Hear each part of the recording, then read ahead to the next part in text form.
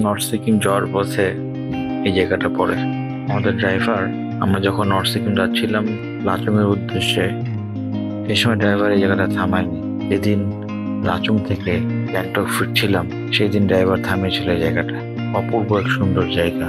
বিকাল বেলায় মনে হচ্ছিল পুরো পৃথিবীতে শুধু একা আমি, কেউ নেই। অদ্ভুত নীরবতা ছিল। পাহাড়, আকাশ, নদী সব ছিল। মনের ভিতরে একটা অশান্তি বিরাজ করছিল। ছুটিটা শেষ, আবার সে ফিরে যাব সেই ঘনবসতি ব্যস্ত নগরীতে।